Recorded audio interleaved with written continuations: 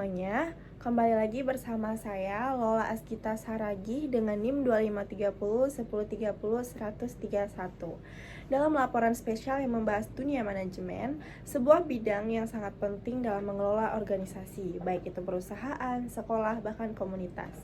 Dalam liputan ini, kali ini kita akan membahas sejumlah topik menarik, mulai dari perkembangan teori, manajemen, pengaruh lingkungan, hingga bagaimana organisasi membuat keputusan dan mengelola sumber daya manusianya.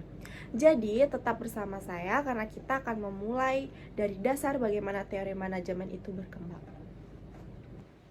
Untuk segmen yang pertama, perkembangan teori manajemen. Teori manajemen berkembang seiring dengan perubahan zaman dan kebutuhan organisasi. Awalnya ada teori manajemen klasik seperti dari Frederick W. Taylor dengan konsep scientific management yang fokus pada efisiensi kerja dan pembagian tugas. Taylor percaya bahwa pekerjaan bisa dioptimalkan melalui studi ilmiah. Lalu muncullah Henry Fayol yang mengenalkan fungsi-fungsi manajemen seperti perencanaan, pengorganisasian, memimpin, dan mengendalikan.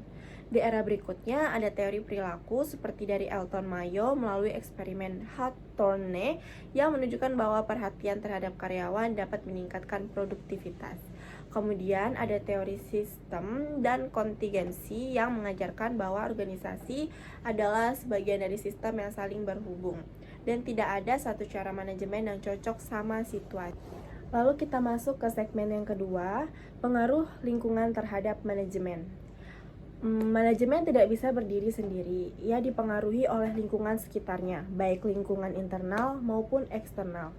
Lingkungan internal mencakup 3, yaitu struktur organisasi, budaya kerja, karyawan, dan sumber daya yang dimiliki. Sedangkan untuk lingkungan eksternal yaitu meliputi faktor ekonomi, politik dan hukum, sosial budaya, teknologi, persaingan pasar. Misalnya saat terjadi perubahan regulasi pemerintah atau kemajuan teknologi seperti AI, manajer harus menyesuaikan strategi organisasi. Lingkungan ini juga bisa menciptakan peluang dan ancaman. Oleh karena itu, organisasi perlu melakukan analisis lingkungan seperti menggunakan analisis SWOT untuk mengantisipasi dan beradaptasi dengan perubahan. Baik, kita masuk ke segmen yang ketiga, yaitu proses perencanaan dan penetapan tujuan organisasi. Perencanaan adalah fungsi awal dan paling penting dalam manajemen. Ini adalah proses menetapkan apa yang kita inginkan atau yang ingin kita capai di organisasi, serta bagaimana cara mencapainya. Dalam proses ini, manajer menyusun visi dan misi organisasi, tujuan jangka pendek dan jangka panjang, yang ketiga strategi dan rencana aksi. Untuk tujuan harus bersifat SMART, yaitu yang pertama ada spesifik, kedua terukur, ketiga bisa dicapai, yang keempat sesuai dengan visi, dan kelima ada batas waktu. Tanpa perencanaan yang jelas, organisasi akan kesulitan dalam menentukan arah dan mengambil keputusan yang efektif.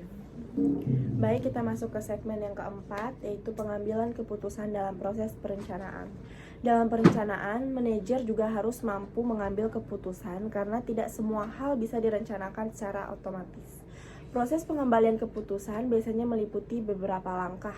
Di sini saya mengambil 7, yaitu yang pertama mengidentifikasi masalah, yang kedua mengumpulkan informasi, yang ketiga menentukan alternatif solusi, yang keempat mengevaluasi alternatif, yang kelima memilih solusi terbaik, keenam melaksanakan keputusan, dan yang ketujuh mengevaluasi hasilnya. Pengambilan keputusan bisa bersifat programmed atau rutin, atau non-programmed yaitu situasional atau taktis.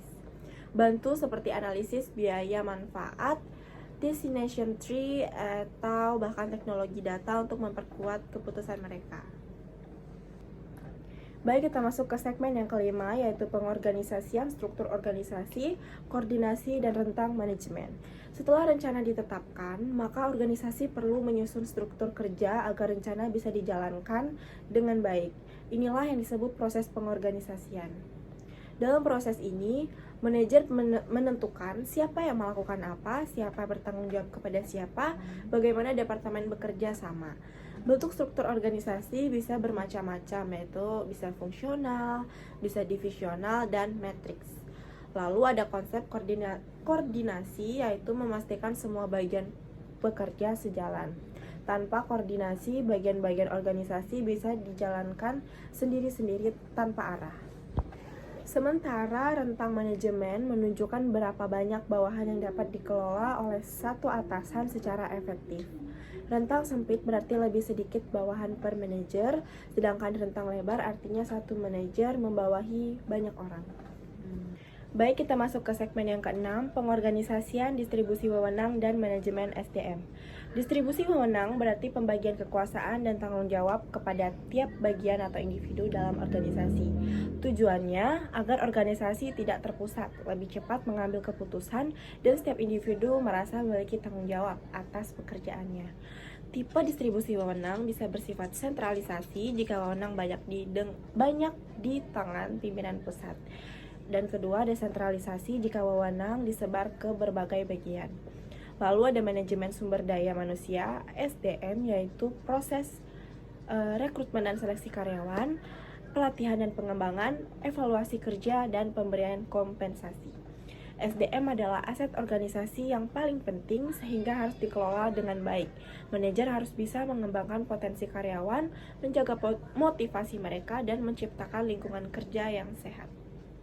Nah, dari laporan kita hari ini bisa kita lihat bahwa manajemen bukan hanya soal mengatur orang, tapi juga tentang perencanaan strategis, pengambilan keputusan, membangun struktur, serta memaksimalkan potensi manusia dalam organisasi.